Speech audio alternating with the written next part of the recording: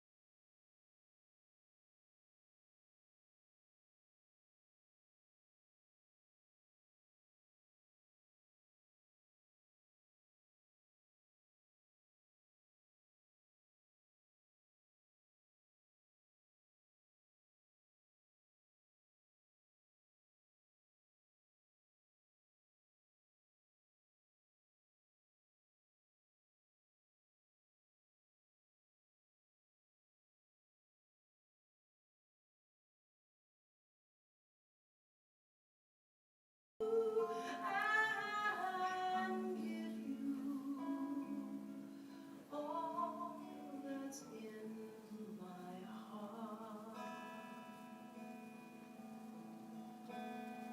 You are the one, for this I pray, and I'll sing my soul to you.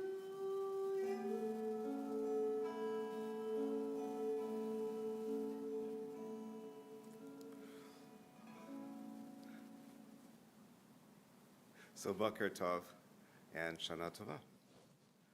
Say hi to each other. Meet each other.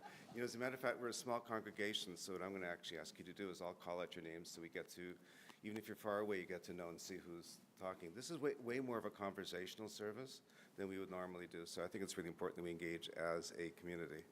Are you going to hide back there forever? You can come up over here if you'd like. You can hide behind the tall guy over here behind Michael. Okay, so.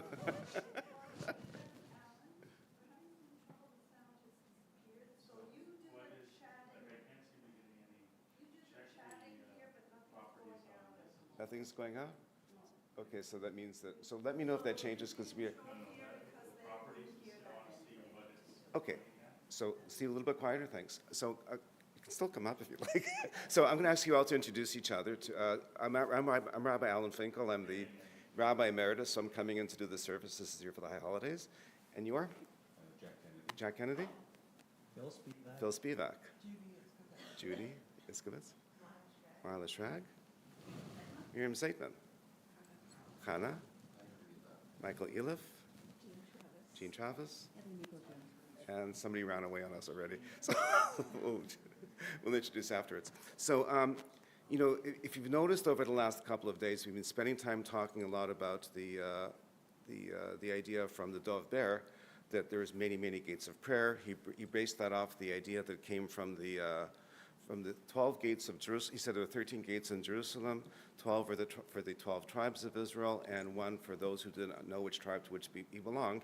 And then he said that we take that afterwards in the same way we each have our own manner of entrance into prayer. As we come into, and of course for the high holidays, that becomes especially important. It comes from the Ne'ilah service, which literally means the gates. And that particular reading actually shows up in our prayer book in the Ne'ilah service. So I've been drawing it in and pulling it out, and that's what I'm going to do today as well. So in previous years, when I've done this particular service, we've just gone into a different space. We've just chosen an alternative pattern of prayer. I mentioned, I think, a couple of times that the Mishkan HaNefesh is absolutely huge. It's got incredible numbers of prayers in different ways. When in the synagogue that I grew up in, the Talmud Torah shul, there was one way of doing it. You went bang, bang, bang, bang, bang. Nothing changed year after year. You liked or hated the liturgy, and you're stuck with it. I bailed at 15. Okay, I was in a Talmud Torah choir, but 2 years afterwards, I just had enough. Because I was getting ideas of God and ideas of prayer that simply didn't work to me. The Netana Tokev, Book of Life or Die. I saw men in my synagogue who were quaking at the knees, terrified that they weren't going to be written into the Book of Life that night. So this to me was not a way of living for me, and I separated, and later on I found in Reform just a lot of multiple paths, the idea that, that we're encouraged to have our individual autonomy to find what we need in Jewish tradition and in prayer, and the Mishkan HaNefesh is an incredible response to that. I think the Yizkor service itself is like 80 pages. So we get to pick and choose what we want, all the way through it. Each congregation does it, and individually we can do that as well. This idea has been percolating for years with me, and what I found myself doing on the second day was actually going to a more Hasidic place, and there's so many ideas rather than the idea of us returning to the best of we can, how we actually have our relationship with our souls coming back and forth. There's a lot of Hasidic readings and prayers which are actually in our prayer book, and I'd created a whole service which went and I just said, here's the traditional way of doing it, and here's a completely parallel path which worked. Because the Hasidim, at least originally, do you know much about Hasidim and Misnagdim? There were two paths. So there was that very dour religion. The idea of the Unetana Tokef came up only about 1,000 years ago. No one even knows who wrote it. It's just there. It became a way of thinking, the idea of Book of Life and Book of Death, or the implication, was simply a way of teaching uneducated people, in my view, how to take a simple view of something which was very complicated. But it became somehow enmeshed in where it became the only way to do it. And Hasidism was, I think when it first formed, it actually realized that Judaism had become very dour. It was a very dark place. And Hasidim decided to find the joy in Judaism. It wanted joy, and through song and dance and prayer and meditation, all those things, it wanted to yes, Claire? 1750? So, I think around 1750. Like, it's only about 300 years old. Yeah, Ukraine, actually. Yeah, Ukraine, yeah. So, what is, I guess, would now be Ukraine's, but it was actually part of the Russian Empire at that time, so, yeah. So it's a relatively new movement trying to find the joy again in Judaism. And you can see how we pull these pieces back and forth right now, where we're not really stuck in a lane, we're actually expressing a lot more joy. Hasidism really affected, for example, Zalman Shabtai Shalomi and Jewish renewal. It's got very, very powerful roots of joy and transcendent experience as well. I'm not going to speak with the drug use. That's a whole other thing. But welcome to the 60s. Yeah. We are online. Okay, thank you. Oh, the Misnagdim. So when Hasidim started its way, a lot of people responded. Misnagdim actually means to be an opponent of. So in other words, there was a path particularly drawn. Yeah, so basically you had the Hasidim who were very expressive in their Judaism, and then this other space, which I would describe as many of our North End synagogues growing up, would have been that darker space on Rosh HaShanah. It was just a response. Like, you have one branch goes one way, so no, we need to respond. It's no different than the way, interesting lectures, okay, here we go. It's no different in a way that, that Reformed Judaism reshaped Orthodox Judaism. The word Orthodox didn't exist. Judaism had always evolved, but when Reform made the decision that in the 1800s, they did not believe that the Torah was al pi Adonai b'yad Moshe, spoken by God and written out by Moses. When they said it was probably written several centuries later, traditional Judaism froze while Reform continued to grow. So that's why the hats came in, and that's why the clothing came in. There was actually a freezing and Reform Jews called those who were traditionalists, they said, oh, you're so Orthodox, and it stuck. They embraced the name. So Orthodox Judaism has tended to have frozen over the last couple of centuries while Reform continues to evolve as Judaism has always evolved. So those are general ideas. So the idea of one movement in Israel, any change in Judaism creates a response is very much what we have. We have multiple denominations for that reason. Conservative Judaism is a response to to Reform. Herzliya was Orthodox growing up, but it's a branch of Orthodoxy called modern Orthodox. In other words, we're allowed to live in community, and we do everything, but we're part of the world. Ultra-Orthodox communities. These are very strong generalizations. Yeah, so people who live with black hats usually are in enclosed communities.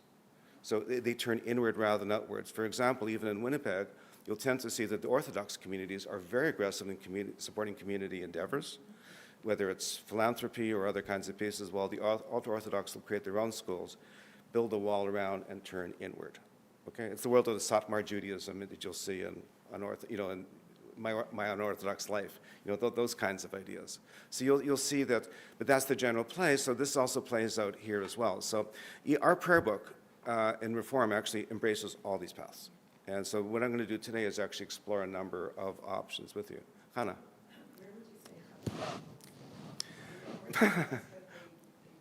They're very great. I'm going to say this in the kindest way. A lot of rabbis and movements are very upset with Chabad. I'm not, because they connect people to Judaism in a way that's unique to them. But Chabad is really great at what called retail Judaism. They do a really good job. Whether it's a sukkah flying around, they're passionate for Judaism all over the place. But it's a franchise operation. It is. It's a business model is set up. They send shaliachs, and they create their own little communities, and that's how they make their livings. But they're also passionate about their Judaism. So I've got all kinds of space personally for Chabad. No, it's oddly they don't insist. They're not interested in conversion. It comes up as bypassing. But if you want, I've had a friend who explored that very carefully. But if you want to become their community, you have to move really close to the shul. You have to attend all the time and study for years. So you have to buy into the whole piece. So their standards, their bar for coming into Judaism is very, very high, not very low. But they're glad to proselytize Judaism, but not necessarily for the purpose of joining their community. I guess I'm thinking of like for their daycares and their summer camps. You know something? We have two mics here. There's two mics here. If we're going to have a conversation, because we're online as well, so there's one back. So keep one on either side, okay? I'm thinking of their. You have to hit the button, I think. Is there a button? No? Try it again. Okay, I think it's Yeah, on. yeah. I'm thinking of Speak really close to your when mouth. they have the You're alive. the Camp Gan Israel and the daycare. Yeah. Little semi-secular, the kids just go there because it's a warm, loving environment. But they come home and they want Mashiach now, and they want tzitzis, and they want, I guess that's not quite proselytizing, but it's subtle kind of, I don't know. So you're moving into an interesting area. Do you mind if we have these conversations? We're going to do a little less prayer and more other stuff. Are you okay with this? This is a community conversation? Okay. So let's make sure we use the microphones when we talk so that the conversation is picked up as well. So there's interesting differences between the denominations. Okay? So there's interesting differences between the denominations about our destinies. Okay? So it's got to do with actually the idea of the afterlife. Okay? In our branch of Judaism, and in fact many of them, we believe in a messianic age in a very, very different kind of way. Okay? If you're in the very, very Orthodox world, and it'll include Orthodox generally, the idea is that we're waiting for the arrival of the Mashiach, but every good deed we do today brings us closer to the Mashiach. Every bad deed we do moves us away. Okay, so I work with a rabbi at the Jewish Child and Family Service right now, and he'll say, tomorrow's going to be a good day, and he'll go, why? Because the Mashiach's going to come. Okay? So there's that level of passion of everything they do at every mitzvah, to the degree to which they can convince another Jew to do another mitzvah, brings us closer to the Messianic age. Okay? It's really, really close. It's a really practical, very loving way of approaching Judaism, and that's why they'll push the tzitzit on me. And that's why they'll ask me if I'll put on tefillin during the day.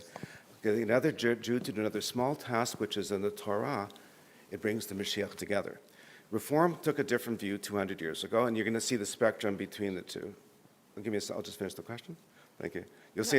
I'm just going to add one comment, and Yeah. that is, I don't know what the experience is for Chabad here. Obviously, it is more about tzitzit. Yeah. All my grandchildren have gone to the Chabad in Toronto, and nothing like that happens. Oh. They don't talk about Mashiach. They don't talk about tzitzit.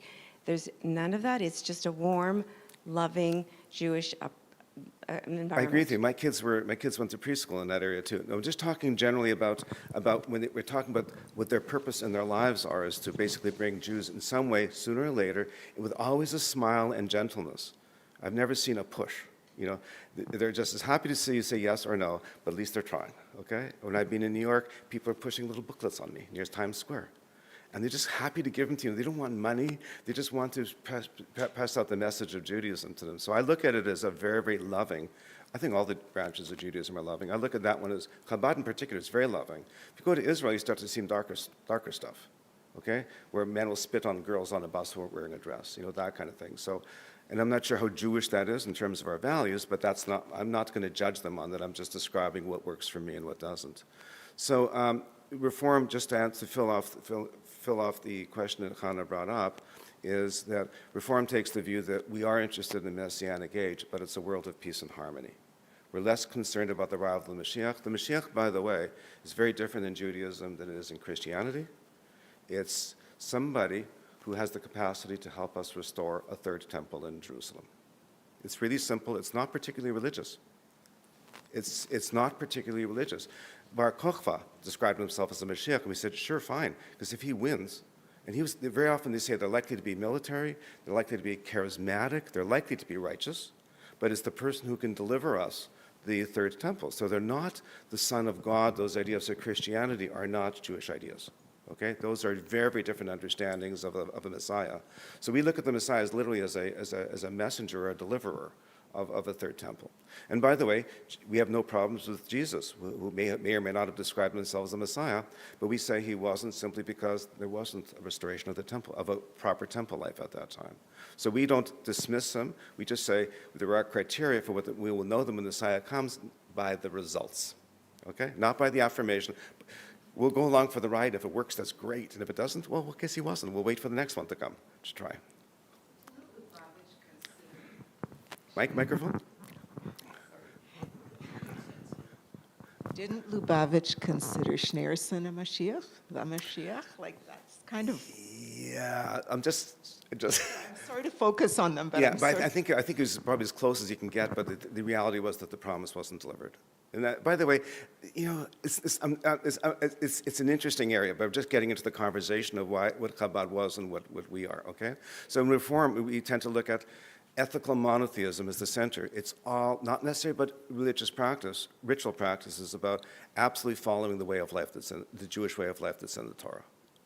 Okay, and we say we use the rituals that are appropriate to us, we use the teachings that are appropriate to us to find a way to live fully in community. We actually follow, as I mentioned a couple days ago, the words of Rabbi Akiva, who said the whole Torah comes down to one line: love your neighbor as yourself, or you shall be holy, for I, your God, am holy. So we look for internal holiness, we look for a connection to the world. That is a Jewish way of life. And it's more about, in that way, we move ourselves towards the elements of the Messianic age, which is a world of peace and harmony. Tikkun olam, tzedakah, teshuvah, tefillah. Okay? Hello. You need a microphone.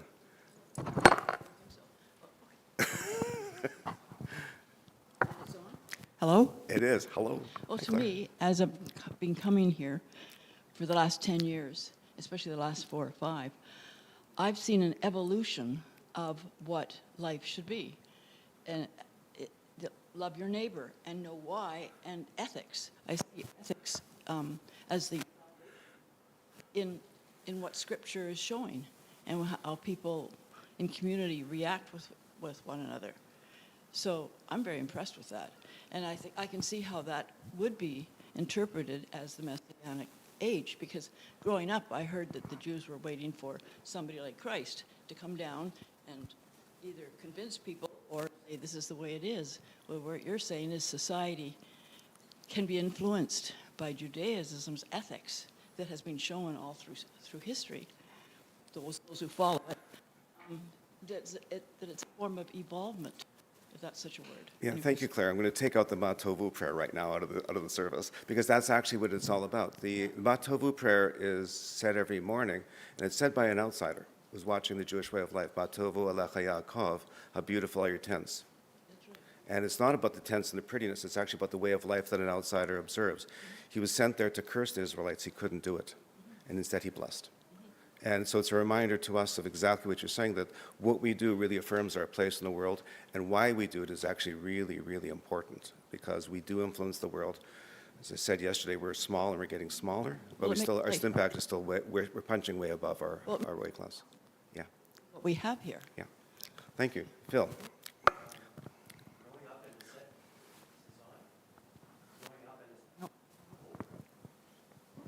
Growing up in a secular Jewish family, my father in particular comes to mind. He figured that when you die, you're dead. That's it, game, set, match. I periodically dream about deceased relatives who come for a visit. The first time he came for a visit, he looked very embarrassed because he wasn't supposed to be there. But at one point, about 1970, early 70s or something, he found a house, and I bought it. He was very disconcerted because he had missed the flaws in this house when he recommended it to me. So in 1991, we put it up for sale, and no, not even a drive-by shooting, nothing. Okay, so we took it off the market. He died in 92, but that bothered him. So about 10 years ago, I had a real estate guy come to bang on my door and say, "Get out." So I said, "Well, give me a reason." So he did, so I did. Except it was a good offer. So walking into the dining room with this offer, I hear my father's voice. "It's just a house." Okay, been there 37 years. So it was enough concern to him that I don't blow this, that he had to let me know. So does the spirit survive? I submit yes. Yeah, we're going to be talking into some of those ideas too.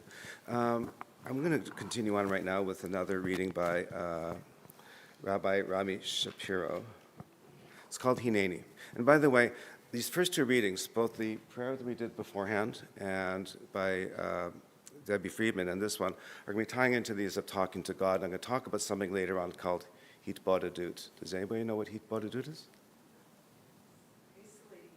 Isolating yourself. So we're going to talk later on about personal prayer. Okay, so this is the second reading. I just want to introduce these ideas right now, and we'll come back later on to have a deeper conversation. So here it is, Hineni. Here I am, a little bit nervous, a bit self-conscious. After all, who am I talking to? And what have I done? Am I a sinner in search of grace or a saint seeking salvation? Am I so evil or so good as to warrant this season of introspection? Yet here it is, and here I am, this time of change and correction, this heart of confusion and contrition. Oh, if I could only change. If I could be so sure of myself that I no longer had to imagine the slight of others, to be so loving of myself that I no longer had to ration my loving of others, to be so bold with myself that I no longer had to fear the bravery of others. Oh, if I could change, there is so much I would change. Maybe I will, but it scares me so. Maybe I won't, and that should scare me more, but it doesn't. So let me pray just like this. Let no one be put to shame because of me. Wouldn't that make this a wonderful year? Hineni, here I am. This is a prayer of covenant. It's the kind of thing that we use in most synagogues in the traditional Hebrew way to actually, for the person who leads the service, to create the spiritual space to carry the strength and the courage and the wishes of the congregation, but it's something we can also do as well. Reading I want you to do right now, and as we're going to go through these prayers, I'm going to go back to the idea of the gates that we talked about beforehand.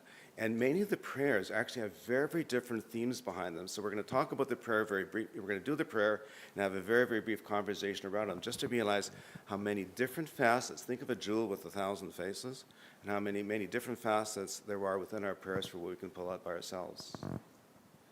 Michael, do you want to come up and do this first reading? Thank you. It's this one over here. On Rosh HaShanah, the Midrash tells us the first human beings lived out the entirety of existence. In other words, birth, formation, rebellion, judgment, repentance, and redemption, all of life's transformational moments took place on Rosh HaShanah. All of life unfolded and took place on this single day. Rosh Hashanah symbolizes all of life. Each day has an unlimited potential for good or for evil. Like the first human beings, we are born, we develop, we rebel, we obey, we are judged, and we are forgiven. Each day is an opportunity to create a new universe for ourselves and for others. There is no yesterday and no tomorrow, only Hayom, only today. What will we do with this day while it is still here? Most of us do not think of our lives in this way. We live with regrets and hopes. We dream about the future and ruminate about the past. We spend more time looking back at what we missed or worrying about that which has not yet happened. We buy life insurance and never take advantage of the opportunity to live right now. The High Holiday liturgy reminds us over and over again, Hayom, today is the only one that counts. Thank you.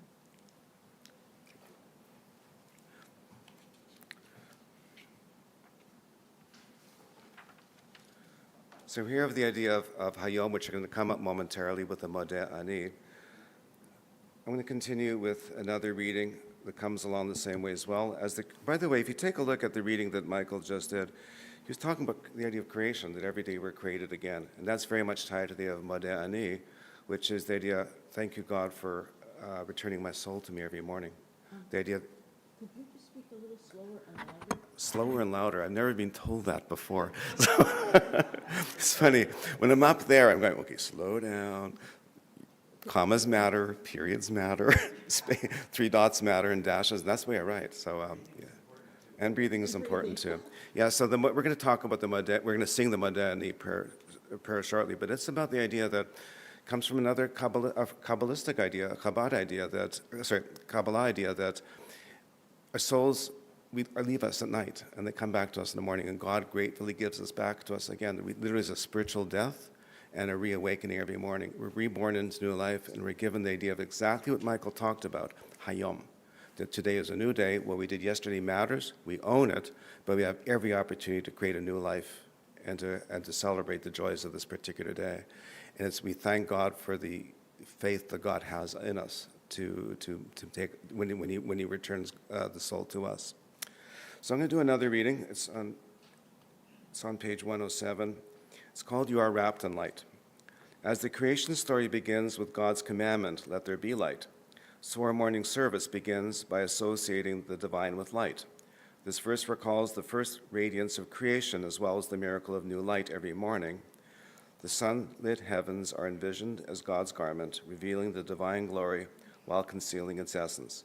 As we wrap ourselves in a talit, we imagine ourselves clothed in God's warm and radiant light. Embraced by the divine, we bring a sense of peace and serenity into the prayers that we share with the community. Why don't we sing the Modeh Ani together? Do you know Len? We're going to use Len Udo's melody, okay? He's not here with us, but he's with us here spiritually. We do talk. He's engaged. He knows about the generosity of the Spirit and what He's given to us and we've given to Him. Let's sing it together. Modeh Ani lefanecha, melech chai v'kayam. Modeh Ani lefanecha, melech chai v'kayam. Shechazarta bi nishbati bechemla, Rabba emunatecha, Rabba emunatecha. I thank you, living in eternal power, for returning my soul to me with compassion. Great is your faithfulness. And as a modern interpretation, I have awakened again, and I give thanks. Before me, the blessing of this day, a feast of choices and possibilities, and the breath within me says, great is your faithfulness. You offer me another chance. You offer me life. This day I am created to create this day. So we have the whole idea of Rosh Hashanah setting us up from last year to next year. The Modernity prayer says we can change from yesterday to today. As a matter of fact, my private prayer practice is this is the one prayer I do every morning. Okay? It just keeps me focused more on the present. It keeps me more mindful. Just saying that today's the day. My favorite internet meme is don't look back. You're not going that way. Other people say there's a really big front windshield, but there's only one tiny rear view mirror in the middle of it. So choose your balance accordingly. So we own our past, but we still responsible for what we choose to do today. How do we find our Jewish way of life, our Torah way of life to infuse our day today is really a way of life. I also figure if I do that, my to-do list for Rosh Hashanah next year is a lot smaller because I take care of stuff earlier. I really use that intentionally to take care of things a lot slower. We talked about Matovu, and we're going to go past it. Okay? Matovu Alecha Yaakov. I'll do the English reading just so that we can stay focused on what it was. Actually, let's do that reading. Let's do this reading together, Matovu. So Matovu on page 111. This is a responsive reading. Let's do it together. Matovu, how good are they, these tents of Jacob? How beautiful the homes where Israel dwells.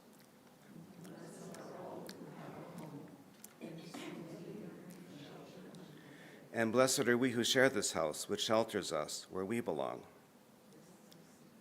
This house of Torah, this house of love, of sacred assembly and communal strength, in small and humble rooms and splendid sanctuaries, today our people greet the turning of the year. We stand with all of them this morning, grateful we're alive to meet this day, first dawning of the year. For all of us, no matter where we've traveled, come back to celebrate the season of return. Give praise to this morning, give thanks for our gathering, give ear to the ancient call that brings us home. Our hearts rise up in hope, our spirits reach for new beginnings. Our voices too lift up a melody that celebrates today. How good are they, these tents of Jacob, how beautiful the homes where Israel revives.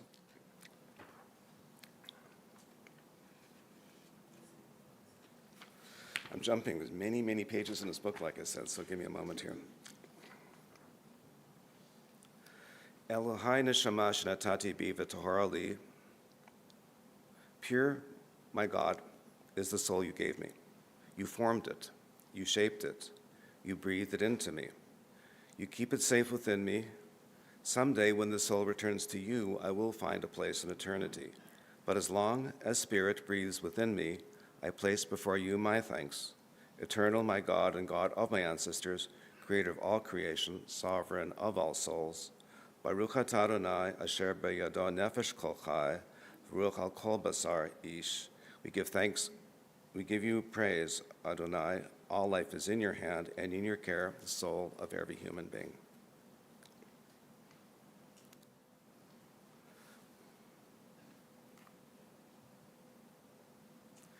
Let's continue with the idea of soul.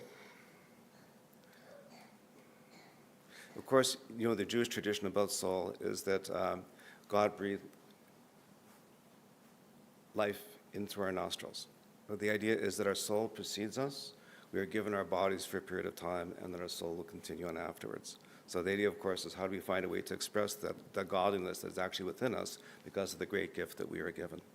So let's read on page 123. We'll do it again responsively. Precious above all is the soul within me, a spark of childhood innocence, curious, hopeful, loving, and good. Whatever I've done, wherever I've gone wrong, however I've been hurt, I know its light still shines. Together, may I return and reconnect with the part of me that belongs to you, my divine core, eternal and incorruptible. Sure thing. You have to use the microphone. She's got one there. Doesn't sound She too owns it. whatever. Okay, you're saying in these lovely prayers that God breathed the spirit or the soul into the person. Does that go along with breathed life? Gave Yes. life? Okay, so I know that animals can't make choices and they're following their instincts, but God also breathed life into them. but did he breathe a soul of forms? So it's an interesting question. I mean, for the idea of what soul is really fascinating because it comes from how we interpret the ancient texts. There's a theoretical argument that the idea of breathing life in, we were brought to life on the sixth day. The animals, the plants, the fish, the birds, the trees were all done in earlier days. There's two creation stories involving how we were created. Okay, one is the story of Adam and Eve. The second one is about God. The second story deals with the idea of breath being brought into us. In theory, it's for human beings. In theory, it's for human beings, the idea of soul. Okay, this is more of a literal interpretation of the Torah, but we also are told in our story that we were Vayardu, that we're supposed to be the gardeners of the world. So we're in relationship with the world. There's the idea that God gave us the land in the King James Bible and other Bibles. It's been told that we were given dominion over the animals, but the word is Vayardu, and Vayardu, Yarad, is to lower. We're supposed to lower ourselves and get closer to the natural world. So we're in a relationship as a gardener on our knees, tending to the world around us. So I think we've been given a gift to make sure that the gifts of life continue. The idea of soul, I'm not entirely sure. Like I said, I've read a lot of stuff about it, and it goes in all these directions. It's probably a matter of your personal preference and how you choose Would to you interpret use the the text. word spirit? Yeah. Not at that even, no? Yeah, I mean, we all have pets. We understand there's something quite magical there. So, it's very hard to figure out whether a grasshopper has the same spirit as a dog does. And I just not, or Well, a it has mosquito. life. So, It has life. yeah, it has life for sure. Yeah. Thanks, Claire. Claire. You push the button?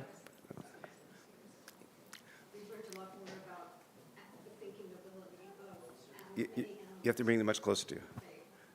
It's probably not on. So, Heather, you want to take a look there? Okay. Yeah. We've learned a lot more about the thinking and choice-making abilities of many animals, and I'm wondering if that will change the view of, do animals have souls? Because animals definitely make choices. Oh, absolutely. Yeah, and I agree with So- you. I mean, it's one of the real challenges, of course, is we have the hubris as human beings to be the most special, species in the world.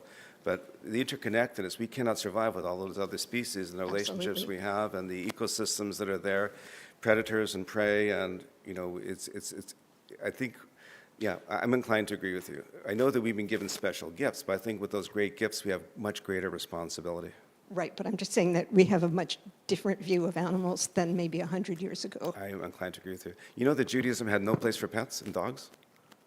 No place. No. It was actually like, no. And that's a very modern idea, too, that we actually accept dogs in our homes and those things. That was never done. There's a lot. I had a whole class in my rabbinical program just about our relationship with pets. So, and it was none.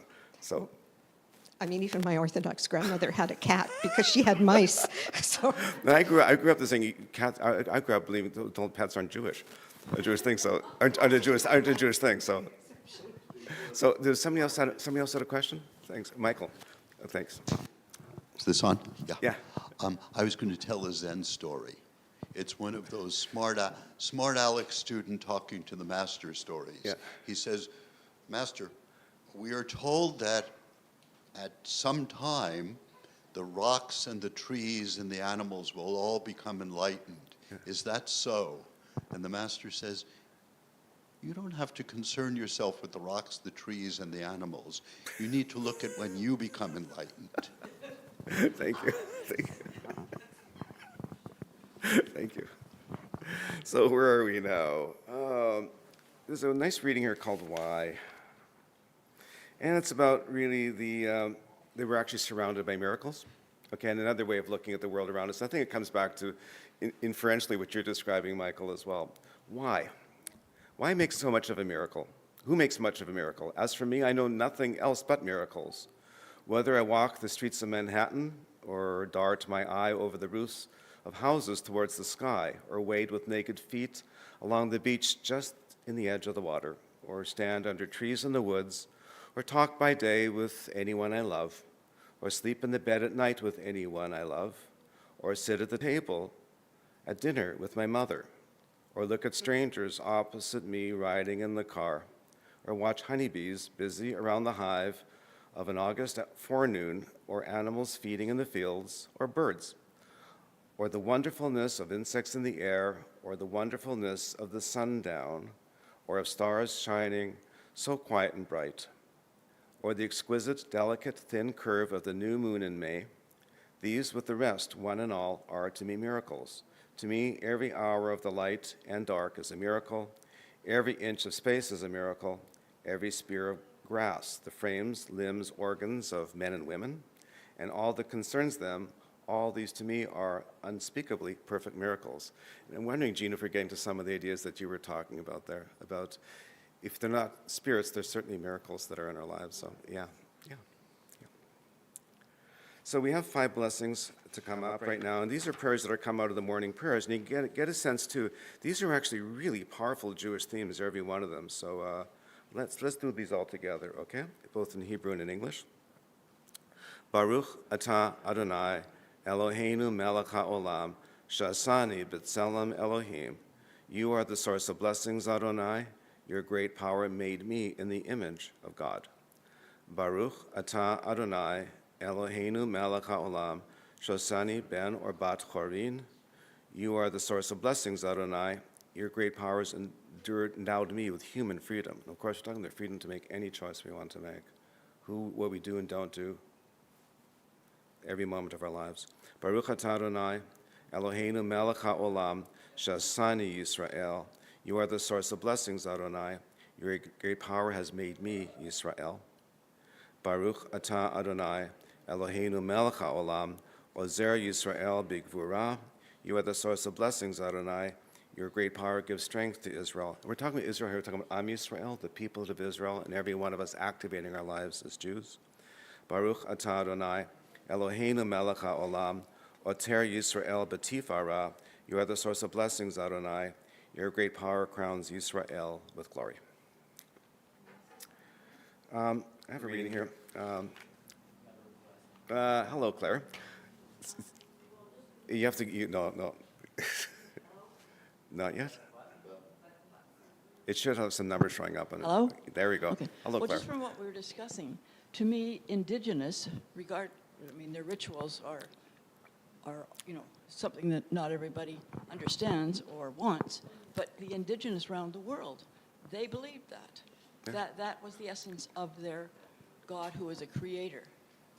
And the animals, yes, they're given life, but they do not have the capacity for choice. They follow their instincts. So for me, I've answered my own question. Yeah. Okay. Yeah. Thank you. Yes and yes. So thank you for the question and a great answer. Okay, there we go. Yeah, as a matter of fact, Barb and I were at an Indigenous teaching circle on the Truth and Reconciliation Day, and that was a large part of that conversation as well. We are in relationship with nature. People who lived on the land understand in a way that we only starting to discern because we spent our life in shtetls. We were not allowed to farm and own land, so it's a very new experience to us. But their teachings, I think, very much align with the conversations we were having beforehand. absolutely. Is really, and as I said, I really got struck. This was a couple of years ago, but the idea of looking at the different ideas of. I talked about that idea of having dominion over the world, is used as a justification for discovery Exploitation. doctrines and exploitation and colonization. If God's on my side, I can do anything to anybody That's right. else. My job is to exploit the resources of the earth. The language of dominion is exploitation. Yeah, that's I right. own it, it's mine, I can do whatever I want it, no one can tell me because God gave it to me. That's right. Okay? But the idea of Bayardu is the Hebrew word, and what its context is very, very different. And that puts us directly into relationship with the world around us. So thank you. So any other thoughts, comments? We have some new people. You want to introduce yourselves? Everybody else did already, so you get this. Your name is? Nice to meet you, Talia. Hi, Zoe. Nice to meet you both. Okay. And back, you are? I'm Susan Israel. Oh, hi, Susan. Nice to see you again. Okay. And you are? I'm Miriam Newman. Oh, hi, Miriam. Okay. So let's see where we're at right now. So I'm going to jump off, and I'm going to go to a very, very different place. I'm going to go to a reading by John Lennon. There are two basic motivating forces. And by the way, all these ideas of prayer and how we engage, okay? There are two basic motivating forces of fear and love. When we are afraid, we pull back from life. When we are in love, we open up to all that life has to offer with passion, excitement, and acceptance. We need to learn to love ourselves first in all our glory and all our perfections. If we cannot love ourselves, we cannot fully be open to our ability to love others or our potential to create. Evolution and all hopes for a better world rest in the fearlessness and open-hearted vision of people who embrace life. And I've always loved, I knew well before I saw this reading, I'd already heard about those ideas that there's two primary emotions. One is fear and one is love. And these are ways of actually activating within our prayer structures as well. I mentioned before about my experience of the Talmud Torah shul, where fear was the dominant theme. But that's like being hit with a stick rather than being enticed by a carrot, okay? And many times, if we look at fear, the opposite emotion is actually love. When people talk about anger or resentment, usually the primary emotion is fear. Those are secondary emotions. When we're angry at somebody, it's because we're fearing harm. Imagined or real? But anger comes from the moment we hit the horn. It could be because we're being cut off. And very often it could be. So it's an interesting process. But as we look at our prayers, we can look at it two ways: to try to take care of the bad things we've done, but it can also be to encourage us to do more of the good things we do. How do we step into the world? My high holiday theme on Erev Rosh HaShanah was all about spiritual wilderness. So many of us have to deal with self-love before we get to love of others.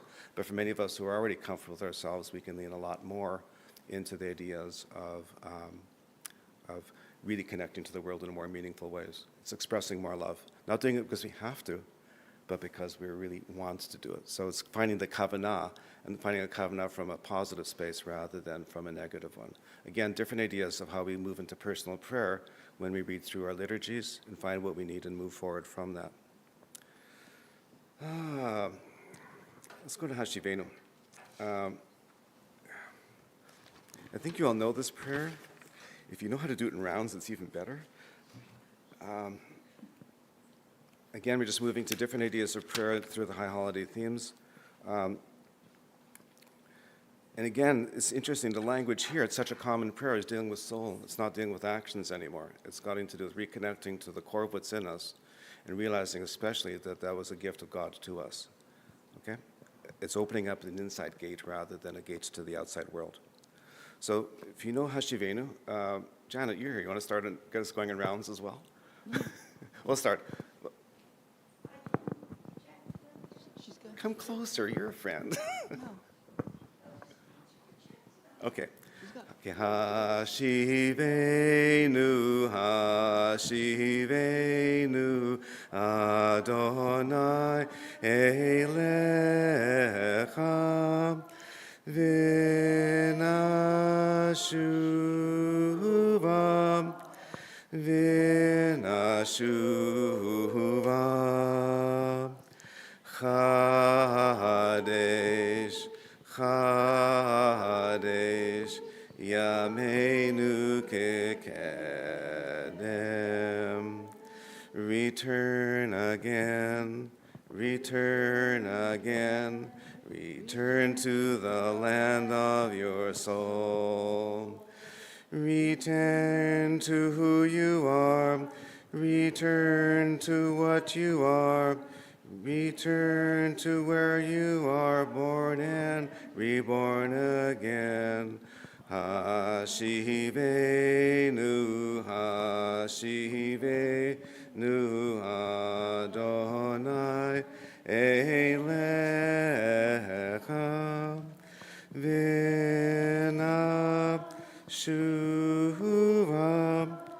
V'nashuva, Chadesh, Chadesh, Yameinu Kekedem. I'm a bass now. I keep thinking I was a soprano. Started too high. So let's bring in the shofar into the congregation. Janet, would you mind? You have one there. Wonderful. Thank you. Okay. Anybody else want a shofar? There's a couple of up here. Anybody else want to join us? Okay. Let's do a reading to bring the Torah into our to shofar into our congregation. The reading on page 136 starts with the words of Rabbi Avraham Joshua Heschel. He says, belonging to Israel is in itself a spiritual act. So responsively, blessed are we, blessed our gathering as we open our hearts to the voice of the shofar. Happy are we who hear its call to return, the sacred trumpet of Teshuvah. Blessed are we, held close by an ancient sound that echoes Lador Vador from generation to generation. Happy are we, rising to the joyful cry of a new year. Blessed are we who hear in these blasts of sound the voice of community.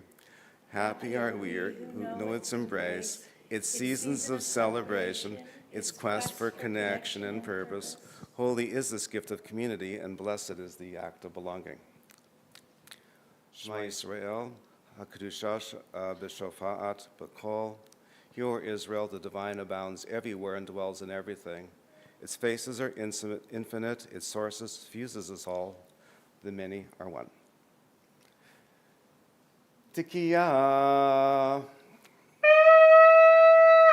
Shavarim Trua.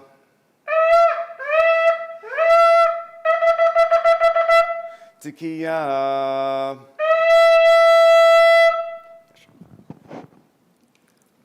Blessed is the soul-reaching sound of the shofar. It proclaims the power of this day. Blessed is community, source of joy, solace, and strength to every soul. I have a reading on page 139. Susan, would you like to come up and read? Yeah. It's easy, it's English. This way. Just up to here? Okay. Beloved friend who calls us to conscience, reminds us of our own strength, invites us to grow, empowers us to act. Cosmic mysteries are yours, but the earth is ours, to tend and heal as best we can. Beloved partner in creation, we join our strength with yours to make you real and true.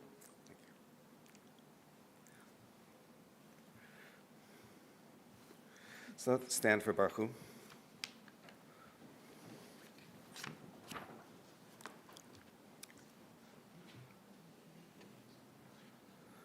Baruch Hu et Adonai HaMevorach. Baruch Adonai HaMevorach Leolam Vaed. Would you like to come and do a reading? Yeah. Talia. You can bring her up. Is she good? Okay.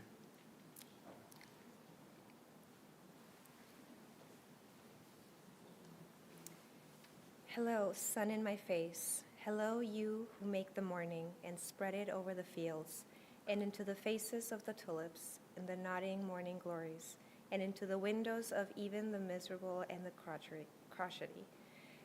Best preacher that ever was, dear star that just happens to be where you are in the universe, to keep us from ever darkness, to ease us with warm touching, to hold us in the great hands of light. Good morning, good morning, good morning. Watch now how I start the day in happiness, in kindness. The morning wind forever blows. The poem of creation is uninterrupted, but few are the ears that hear it. You know Hebrew? No. I was going to offer it to you. Baruch atah Adonai Yetzer HaMaraot. Our praise to you, Adonai, creator of the cosmic light.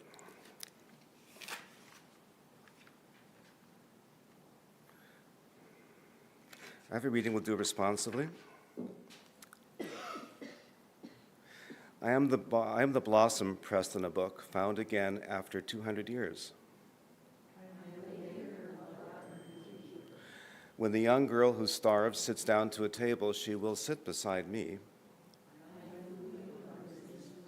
I am water rushing to the wellhead, filling the pitcher until it spills.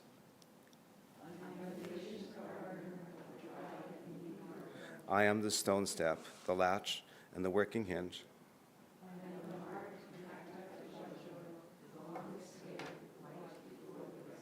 I am there in the basket of fruit presented to the window.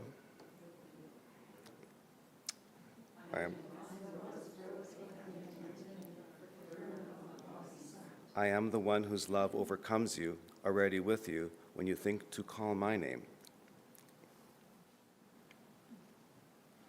Now we'll go to the Shema.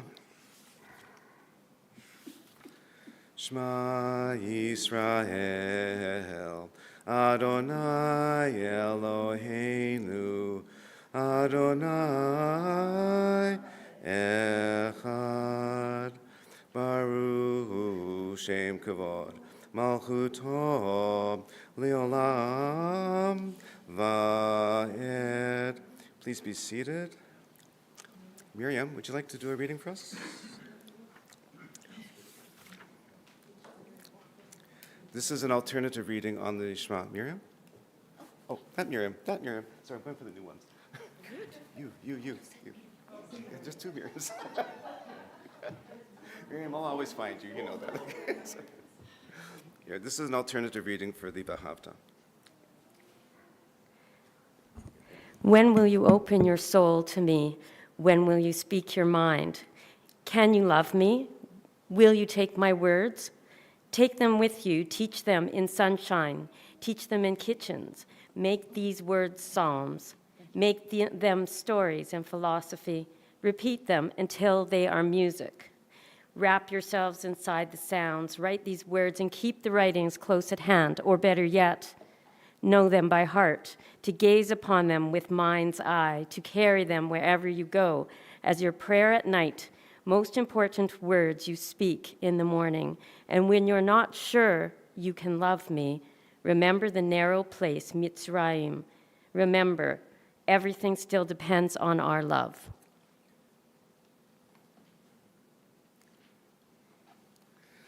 We're going to rise briefly for the Amida. I'm just going to do this short version of the spoken Amida and then an alternative. So please rise as we move to the Amida.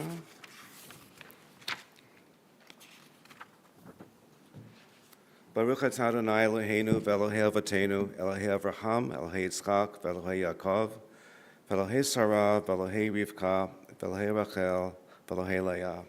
And you see that we have so many different ideas of God. Every one of them had their own version.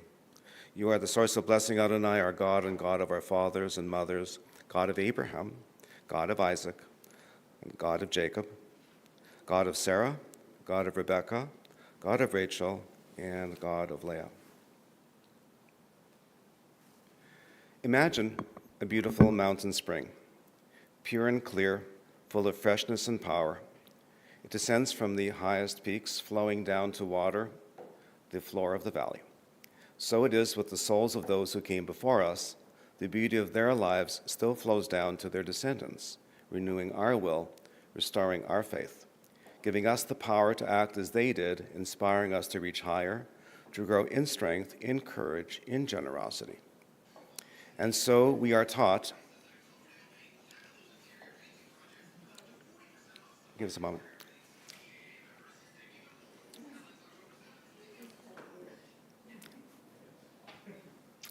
And so we are taught, each of us is obligated to say, when will my deeds reach the levels of the deeds of my ancestors?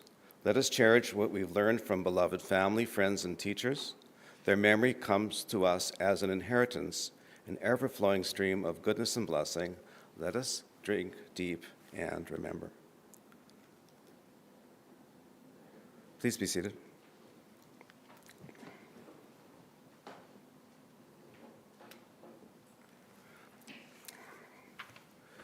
We have the Unatana Takav prayer. Give me 1 second, I have to jump far ahead here. I've already discussed before on my struggles with the prayer growing up, the idea of the harshness of the decree.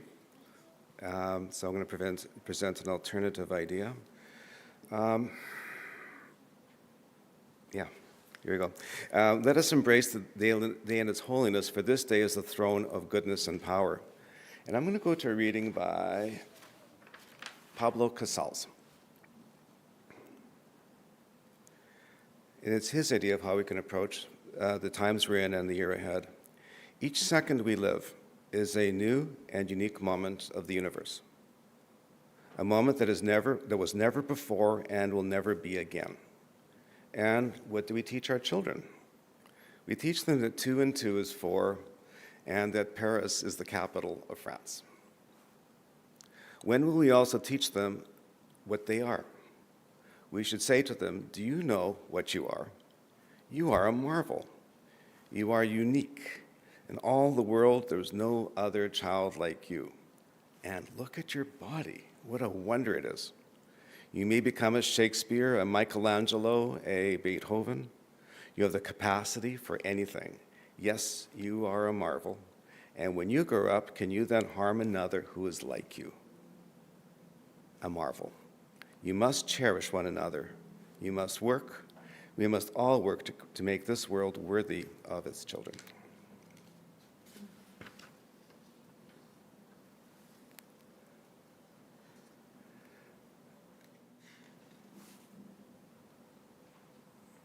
And we seek you through signs of your presence in the arc of sacred history. I make this covenant not with you alone, but with those who are standing here on this day and with those who are not.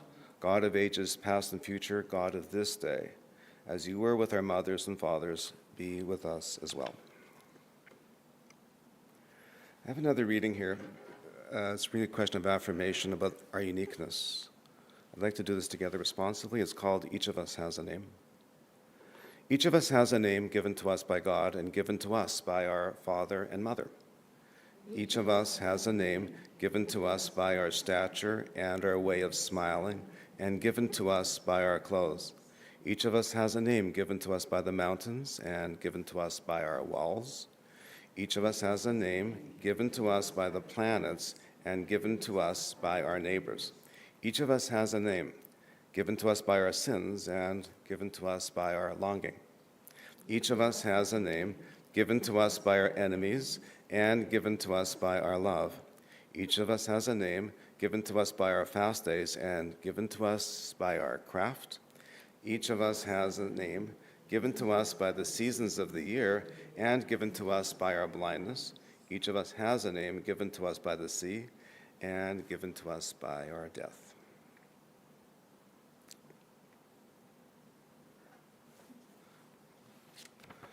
Rabbi Shammai.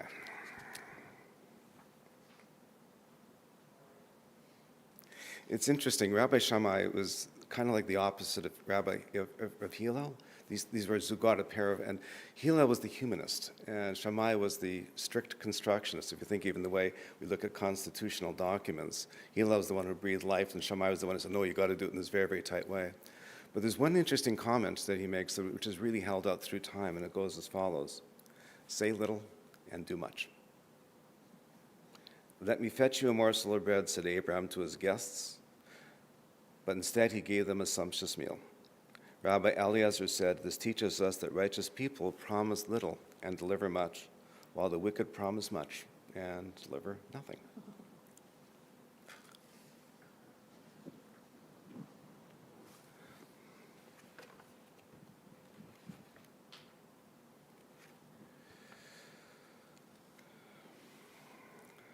And let's talk about Judaism as a way of life through the prayer on page 208, Eloheinu, v'Elohei Avotenu v'Imotenu, kachenu b'mitzvotecha v'tein chalkenu b'toratecha, sabenu mituvecha v'samchenu b'yeshuatecha, v'teher libenu lavdecha be'emet ki ata Elohim emet, v'dvarcha emet v'kayam la'ad.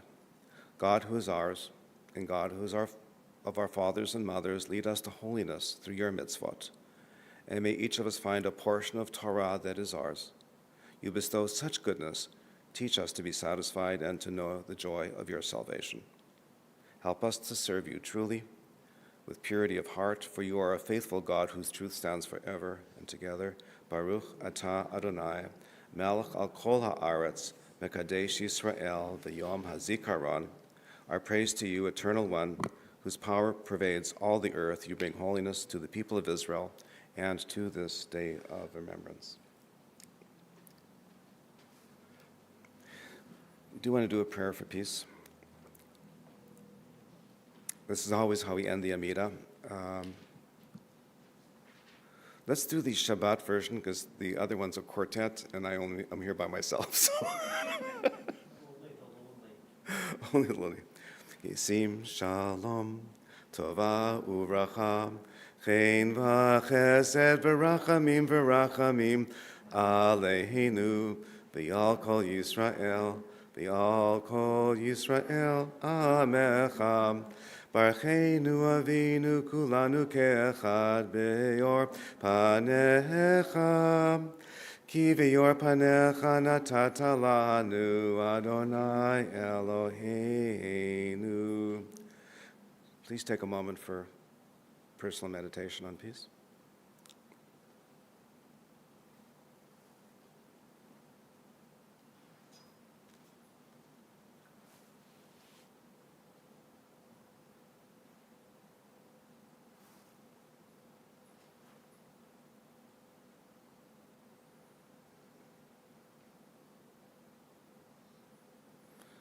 Now let's speak a prayer of peace together.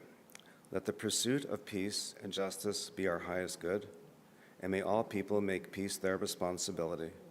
Let Torah be a light that guides our lives towards empathy and understanding, towards generosity of heart.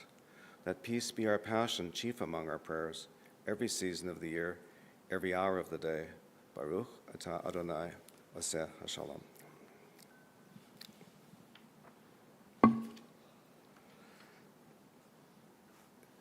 We're going to stop for a moment and do the Avinu Malkeinu, which we know the Hasidic version, so please rise. You're allowed to hug and sway. It's nice. Okay. And we're just reminding us of the English understanding of it. However small our deeds, let us see their power to heal. May we save lives through compassion, generosity, and justice. Avinu Malkeinu, Chanenu Vaneinu. Avinu Malkeinu, Chanenu Vaneinu, Ki Imanu Mahasim. Aseh Imanu, Tzedakah v'chesed. Aseh Imanu, Tzedakah v'chesed v'hoshienu. Aseh Imanu, Tzedakah v'chesed. Aseh Imanu, Tzedakah v'chesed v'hoshienu. Please be seated. So I have a question to ask you all. What is the most terrifying idea of prayer that you can think of? Could you repeat it, please? What is the most terrifying idea of prayer that you can think of? It's an odd question.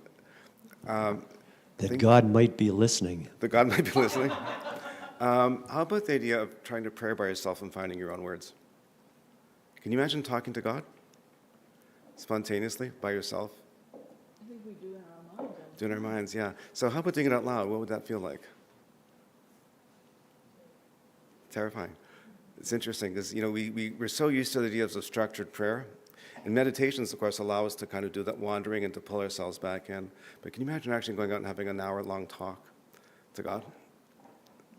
So this is actually this is where the whole idea of Bodhidut comes from. This is actually comes from the practices of Rav Nachman of Breslov, okay? He was the great-grandson, so fourth generation from the Baal Shem Tov, so he was part of the Hasidic movement as well. And what he would do is he would send his disciples off into the forest and tell them to talk to God for an hour. And I remember reading about this and going, I could never do this. But of course, a course came up through the Institute of Jewish Spirituality. So I said, I'm going to take it because I can never imagine myself doing it. It was like my worst fear would be to kind of go, hi, God, so how's it going? Or I have no idea what this means. And I'm going, I have the idea of the thoughts and the movements and those kind of pieces, or coming off of an organized prayer, but to actually go out there and initiate a conversation, it was really quite terrifying for me. So I thought, since we're talking about so many gates of prayer over the high holidays, I thought I'd just kind of delve into this one, both to interest you or to terrify you, because I'm not sure where this is going to go either. So Bodhidut, as Chana mentioned before, literally means seclusion or isolation. And in rabbinic literature, it's also used for meditation, but that's the general word that comes up. And Rabbi Nachman talked about the idea of a practice of speaking to God in your own native language, rather than Hebrew or the prayers set by rabbis. So the idea was actually to find a way to express things openly. I should tell you, by the way, that in both New York and in Israel, In certain buildings, there's actually heat-bought booths built on the roof, so people can go off and do this. It's very, very much part of their practice. So, and that's one of the things I wanted to touch into, is really the idea of how we might do this ourselves. And very often he does associate it with nature, okay? The idea is you go outside and you have a talk, okay? And so I'm going to give you some ideas of what it's all about.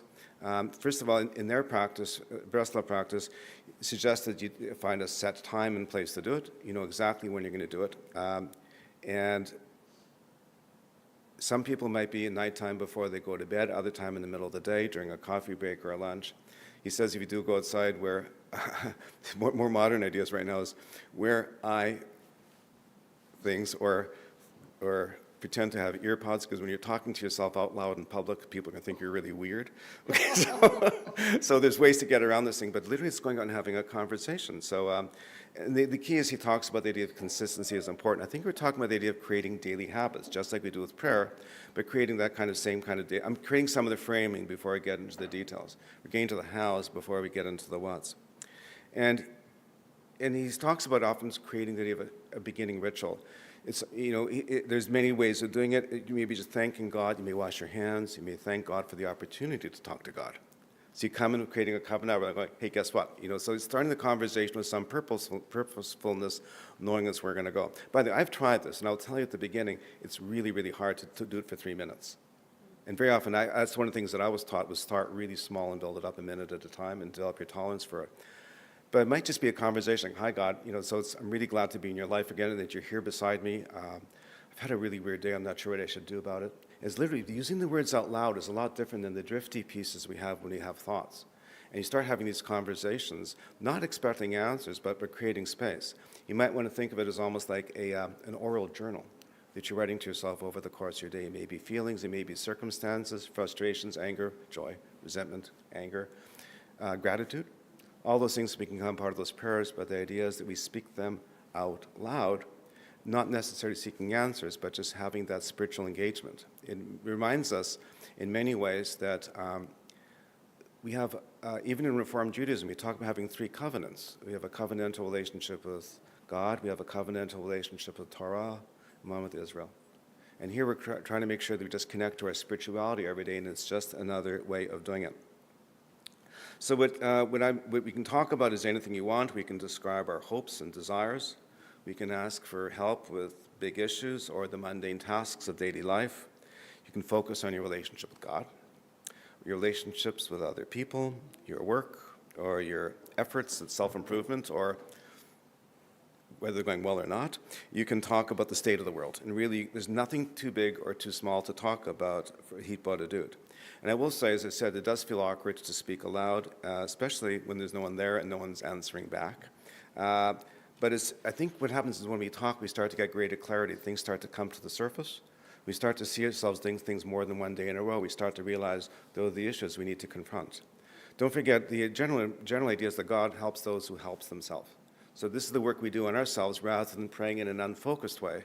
We actually come into space and go, these are the issues that are my priorities. And by articulating them, what's top of mind probably is top of mind. And once we clear off the chaff, when we solve them and move forward, the others, if we clear off chaff and realize it really isn't top of mind, maybe we're prepared to get real with ourselves. I have a problem, I'm eating too much food. I've got to work on this a bit more. I'm not sure, something going on here in my brain, I'm not sure what it is, but I just really feel out of place right now and out of space. Using those words, bringing those words to life has got incredible power. And I think that's one of the reasons why Rab Nachman did it. He also suggested nature, because nature is life. And at all time, we're surrounded by life, and going back to some of the concepts we had before, and it's in life, we find our own lives sometimes too. The darkness of a home in a basement is not the same thing as being out in the world.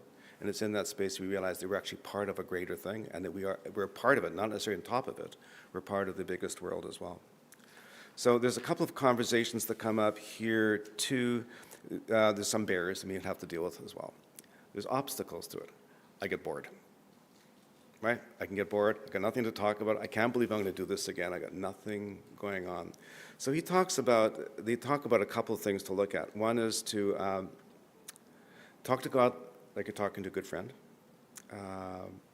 They say the Hitbodedut works for even people who don't believe in God, who are unsure if God exists.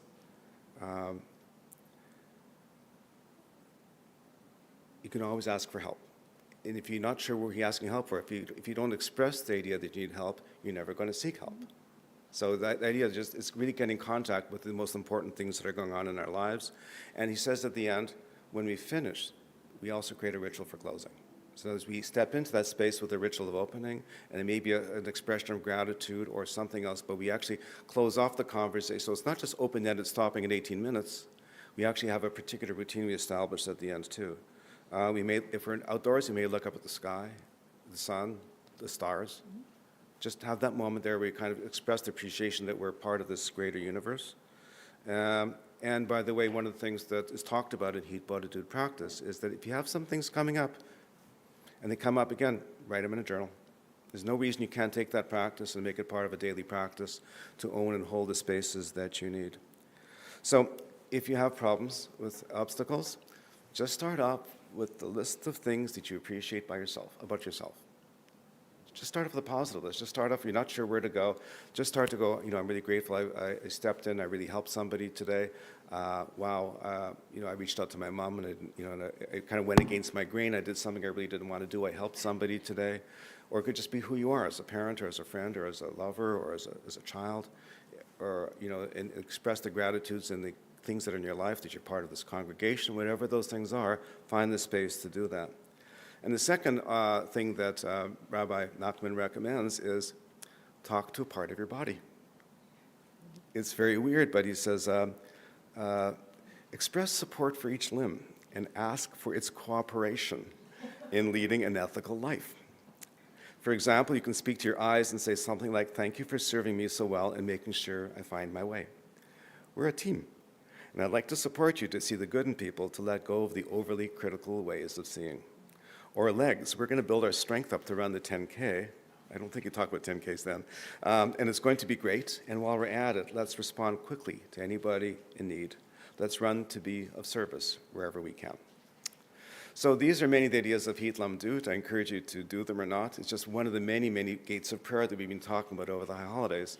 And I think the key is that we gain so much by coming together as a community into prayer, but we also, I think, so much about being Jewish is finding our own personal paths, our unique autonomies. It can be the prayers of our prayer book, which set them 3 times a day in traditional Judaism, but there's no there's no shortage. That's what Dov Ber told us. There's no shortage of paths, our own manners of entrance into the gates of prayer that we need. Okay? Certainly in our lane too, we have complete, huge individual autonomy to express our Judaism in ways that are appropriate, but let's use that autonomy in productive ways. Okay. So that's that. Okay, let's go now to the Mishaberach. Let's call out names for those, anybody wishing for healing? David O.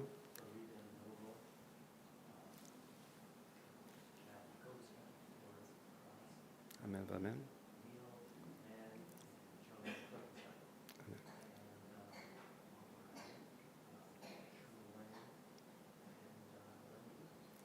Amen, amen. Anybody else? Amen. Amen.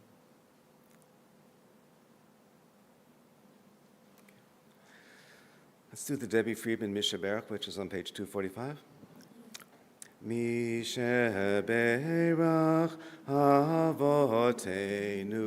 Mekor HaBracha Leimotenu.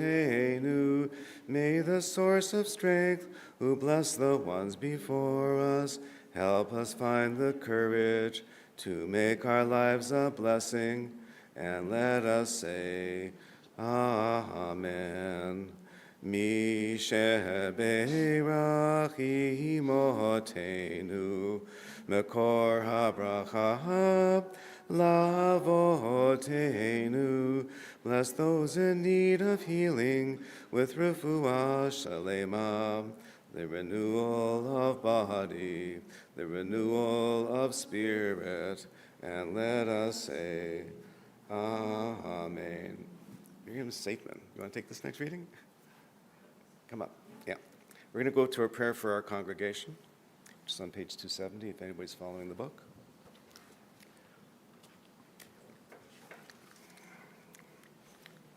Eternal Presence, who bless our mothers and fathers, bless this holy congregation, a house of study, prayer, and righteous deeds.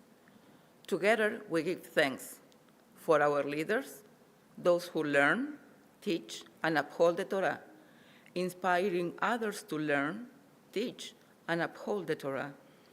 Those who do the sacred work of building our community, may their service bring them joy, fulfillment, and purpose, and may they go from strength to strength.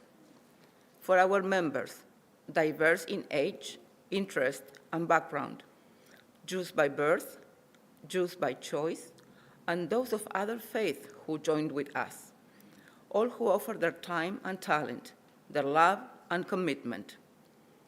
For all who come here on this holy day of Rosh HaShanah to share the search for meaning and renewal, your presence is a blessing, your friendship a gift. May the spirit of peace, dignity, and respect live within these walls, inspiring us to care for one another with compassion, and may we be a source of goodness, light, and healing for the world. May the one who blessed the generations before us bless us as we stand together this day. One congregation joined with all Jewish communities of the world through our prayers on this festival of the New Year. Let us renew ourselves for the year ahead. Let us honor the precious legacy that is ours. I did want to mention something about Hippolyte that I neglected, but I want to come back to it. The first two prayers we did today were Hippolyte prayers. The beautiful, beautiful video and song by Debbie Friedman. I'm just going to read out the first lines again. And she wrote this, actually, based on Rabbi Nachman's ideas of prayer. I'm just going to go through a few of the lines again just to remind you that what we're talking about is actually very much practiced and respected within Jewish tradition. She writes, "You are the one for this I pray, that I may have the strength to be alone, to see the world, to stand among the trees and all the living things, that I may stand alone and offer prayers and talk to you. You are the one to whom I do belong, and I'll sing my soul to you, and give you all that's in my heart. May the foliage of the field, all grasses, trees, and plants awaken at my coming, this I pray, and send their life into my words of prayer, so that my speech, my thoughts, and my prayers will be made whole." I'll stop there. I brought up the words of Rabbi Rami Shapiro. Here I am, a little bit nervous, a bit self-conscious. After all, who am I talking to? And what have I done? Am I a sinner in search of grace or a saint seeking salvation? Am I so evil or so good as to warrant this season of introspection? Yet here it is, and here I am. I'll just leave it there too. So again, just beautiful, extraordinary ideas of personal prayer that are brought up by people far more brilliant than I am. I think moving closer to the end of the service, if I can find my sheet here. Give me a moment. Or not. I've got a music cue. Second.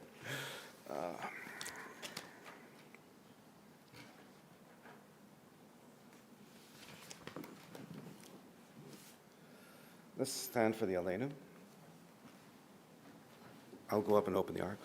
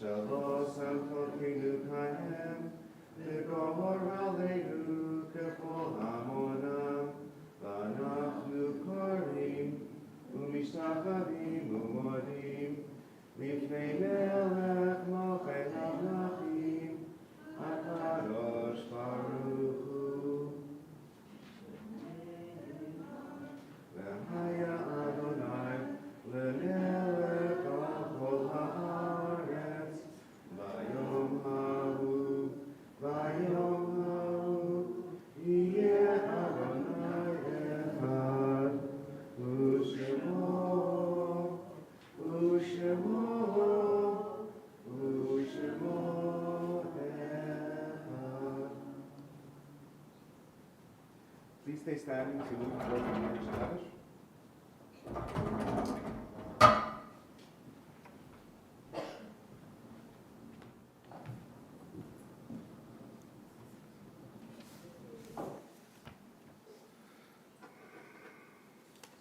There are stars up above so far away that we only see their light long, long after the star itself is gone. So it is with the people that we loved. Their memories keep shining ever brightly, though their time with us is done. But the stars that light up the darkest night, these are the lights that guide us. As we live our days, these are the ways that we remember.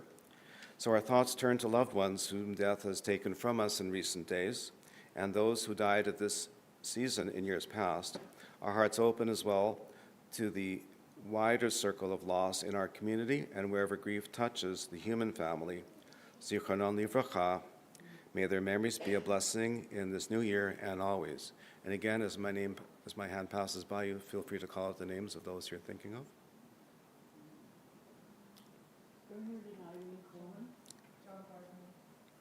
Amen. Amen. Amen. Amen.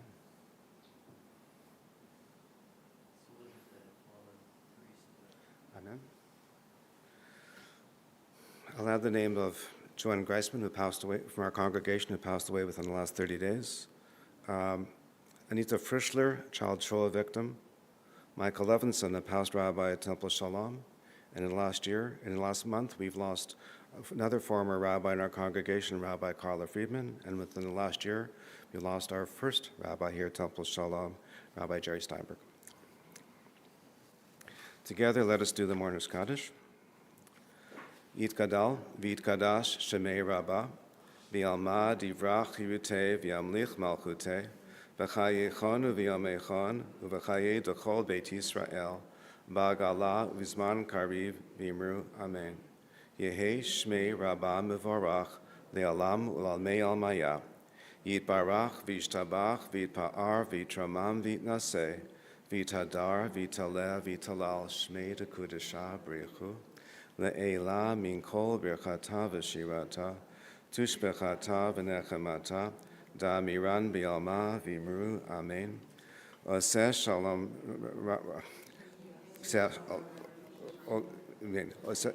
uval kol Yisrael v'imru, amen.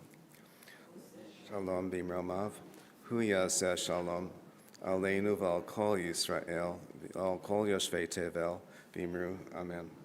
Just remember, never look away from the text and think about the word you missed. So let perfect peace abound, let there be abundant life for us and all of Israel. May the one who makes peace in the high heavens make peace for us, all Israel, and all who dwell on this earth, and let us say, amen.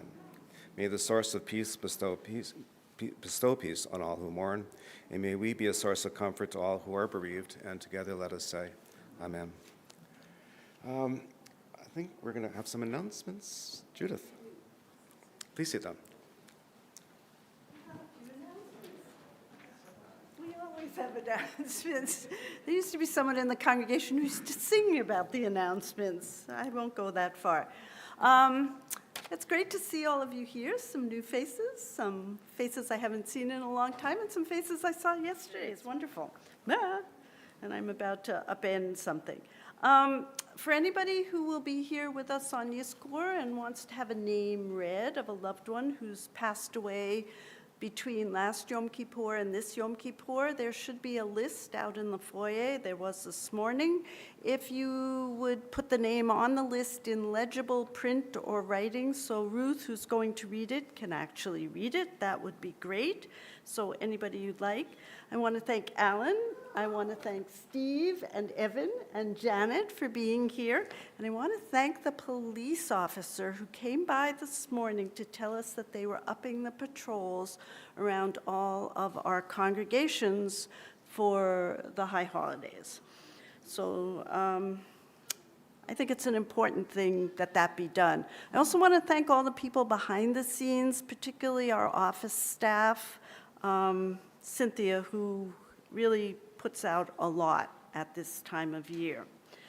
There is a service tonight for those of you who would like to come. It's Shabbat Shuvah, and it will be led by Ruth Livingston, David Vamos, and Janet Peltier, who will be blowing shofar in just a minute when I get off of here.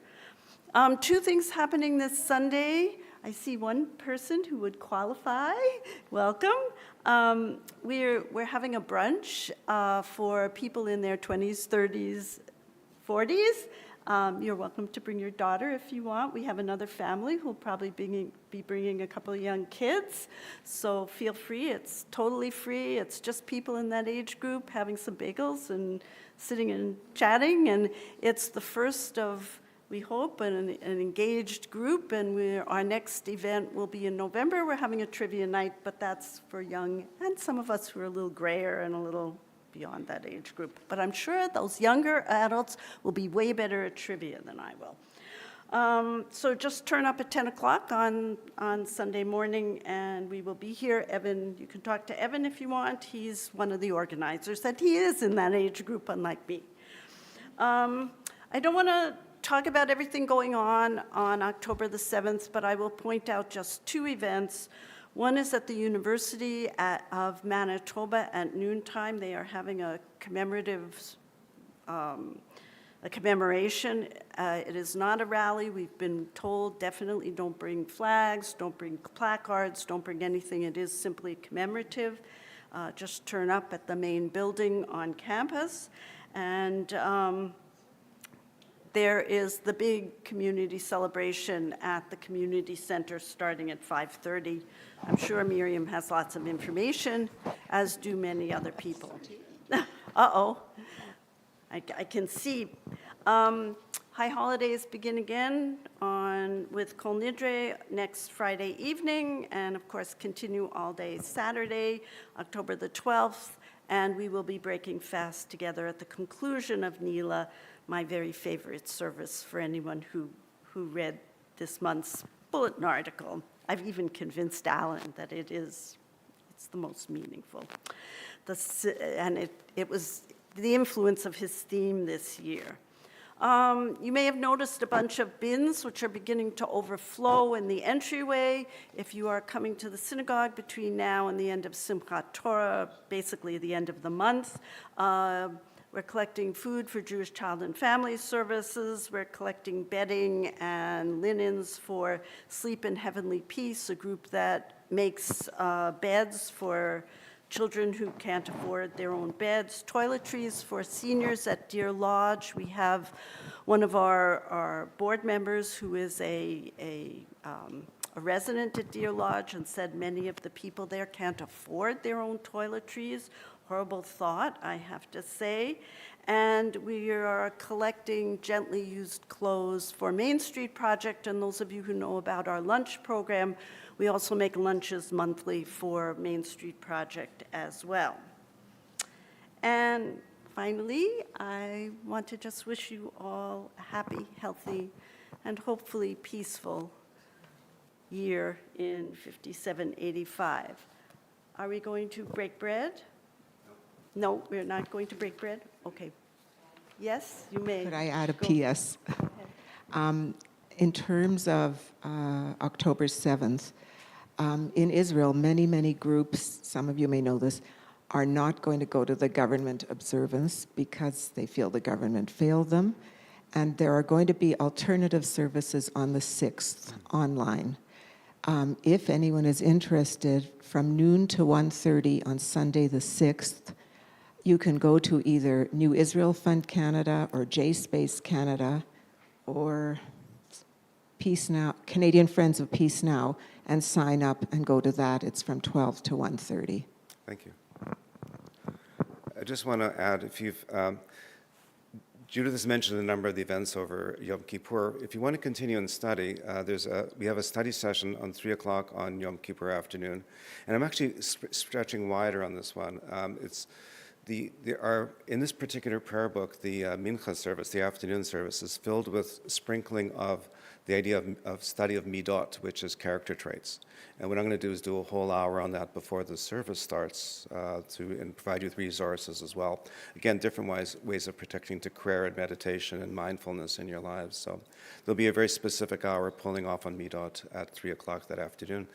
We are a learning congregation. We know that that's why we're here. So I just want to let you know about other learning opportunities that are coming up. Thank you all so much for being here. We're going to move right now to Biyado, which is on page 298. It's actually the last few lines of the Adon Olam. And we'll sing that together, and then we'll move towards priestly blessings and the final blowing of the shofar, the Tigia Gedolah. Please join me if you know it.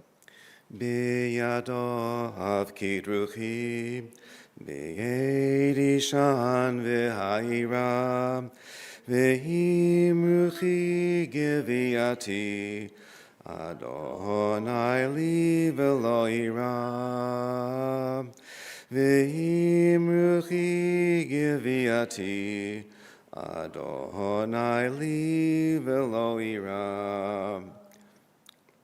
My soul entrusted to your care, both when I sleep and when I rise. My body too will rest in you. Yet I have no fear, for God is mine. I'm going to invite Janet up here for her thing, and I'd like to offer priestly blessings. I'll ask you to rise. I'd like to do the traditional priestly blessings, and then I'll follow with a more modern idea. Yivarecha Adonai v'yishmerecha, ken yehi ratzon. Ya'er Adonai panav elecha v'chuneka. Yisar Adonai panav elecha v'yasem lecha shalom.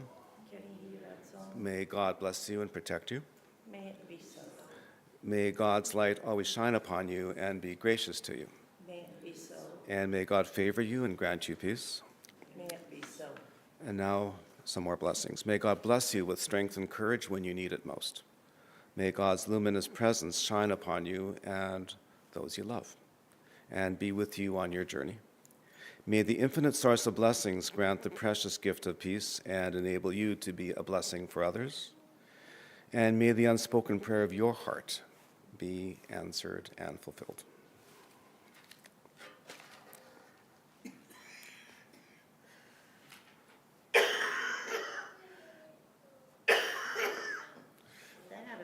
That's the warm-up? Good. Everything's good? You ready? Tikia Gedolah.